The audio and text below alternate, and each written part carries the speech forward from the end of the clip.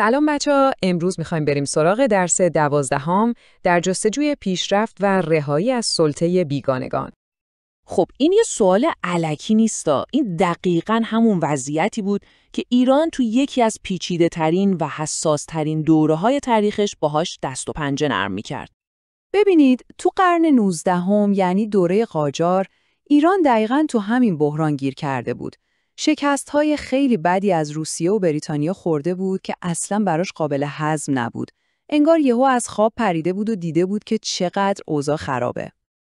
و اینا فقط چند تا شکست نظامی ساده نبودن. نه، مثل یه زنگ خطر خیلی بلند بود که یهو به صدا در اومد. این شکست‌ها به همه، مخصوصاً به سران مملکت، نشون داد که یه جای کار خیلی اساساً ایراد داره و غرور ملیمون لکه‌دار شده.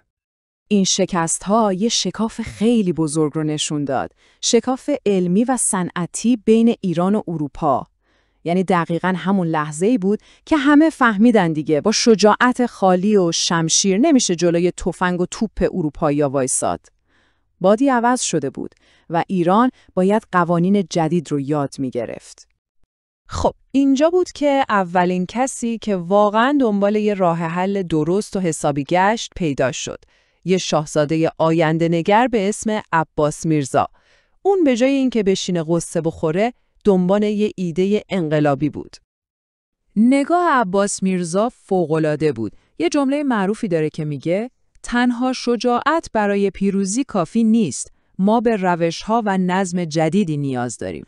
میدونین این دقیقاً مثل طرز فکر یک کاپیتان تیم حرفه‌ای ای اسپورتسه. اون میدونه که فقط مهارت فردی کافی نیست. باید متای بازی رو بلد باشی، باید استراتژی‌های جدید رو یاد بگیری و متای اون دوره علم و صنعت اروپا بود. واسه همینم یه نقشه 2 قسمتی ریخت. اول، فرستادن دانشجو به اروپا تا علم‌های جدید رو یاد بگیرن. دوم، ترجمه کتاب‌های اروپایی تا این دانش جدید تو خود ایران هم پخش بشه. یعنی هم دانش رو وارد می‌کرد، هم زیر ساختش رو تو کشور می‌ساخت. یه فکر کاملاً هوشمندانه. حالا بریم سراغ نفر بعدی. اگه عباس میرزا بذر رو کاشت، این امیر کبیر بود که اومد و اون بذر رو تبدیل به یه درخت تنومند کرد. یه برنامه خیلی بزرگ و جامع داشت. امیر کبیر کارش رو از چند جبهه شروع کرد. اول امنیت و نظم رو به کشور برگردوند. بعد افتاد به جون فساد اداری که همه جا رو گرفته بود. همزمان سعی کرد دست روسیه و انگلیس رو از دخالت تو کارهای کشور کوتاه کنه و تشکیلات دولتی رو مدرن کنه. یعنی داشت همزمان سیستم عامل کشور رو آپدیت می‌کرد، ویروساش رو پاک می‌کرد و جلوی هکرها رو هم می‌گرفت. کارش واقعاً سخت بود. ولی امیر کبیر میدونست که با فرستادن چند تا دانشجو به خارج کشور درست نمیشه. این کار مثل یه قطره تو دریا بود.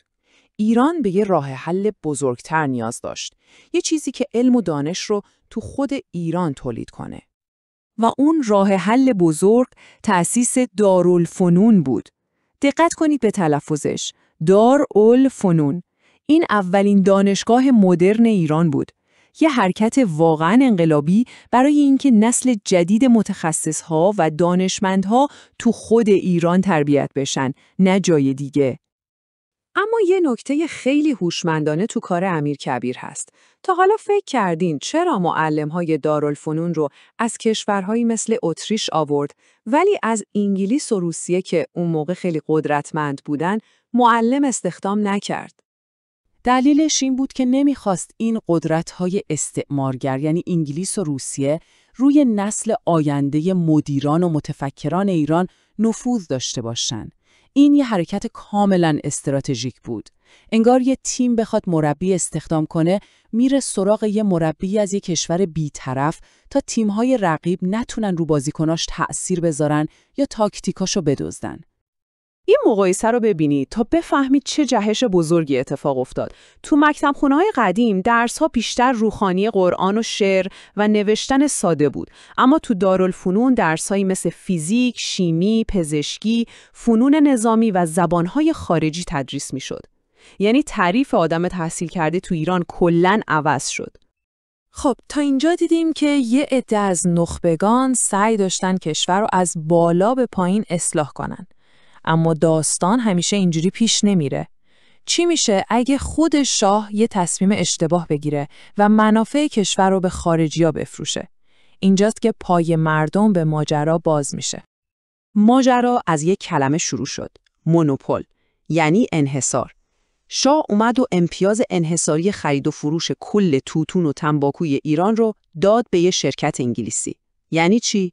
یعنی اگه شما کشاورز بودی دیگه نمیتونستی محصولت رو به هر کی دلت میخواد بفروشی. فقط و فقط باید به اون شرکت انگلیسی میفروختی، اونم با هر قیمتی که اونا میگفتن. یه فاجعه اقتصادی کامل برای مردم بود.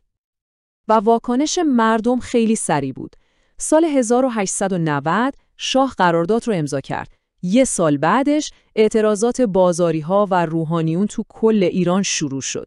کار به جایی رسید که آیت الله شیرازی فتوای تاریخی تحریم تنباکو رو صادر کرد. یعنی استفاده از تنباکو حرام اعلام شد. فشار مردم انقدر زیاد شد که بالاخره تو سال 1892 شاه مجبور شد قرارداد رو لغو کنه.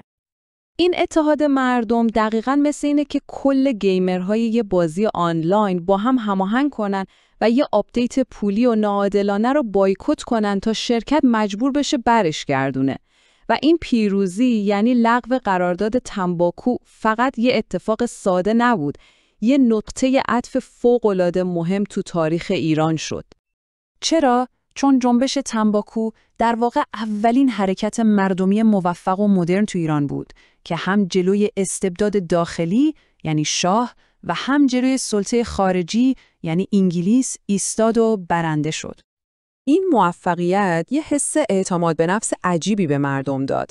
به همه ثابت کرد که اگه با هم متحد باشن میتونن تغییرات واقعی ایجاد کنن. این پیروزی در واقع یه جرقه بود که بعدها شعله‌های بزرگتری مثل انقلاب مشروطه رو روشن کرد. خب کل این ماجرا ما رو به یه سوال خیلی مهم میرسونه. این همون چیزیه که من همیشه به دانش آموزان میگم. باید عمیق‌تر فکر کنیم. این درس به ما نشون میده که یاد گرفتن علم و تکنولوژی جدید برای بقا لازمه. اما سوال اینجاست، مرز بین یاد گرفتن از کشورهای قدرتمند و افتادن تو دام سلطه اونها دقیقاً کجاست؟ پس سوال نهایی که این درس برای ما باقی میذاره اینه: چطور یک کشور میتونه هم مدرن بشه و از تمام دنیا یاد بگیره و همزمان با چنگ و دندون از استقلال و هویت خودش محافظت کنه؟ این یه چالش خیلی بزرگه که اون روزها برای ایران مطرح بود و امروز هم خیلی از کشورهای دنیا هنوز باهاش درگیرن. برای مطالب بیشتر ما را در شبکه‌های اجتماعی دنبال کنید.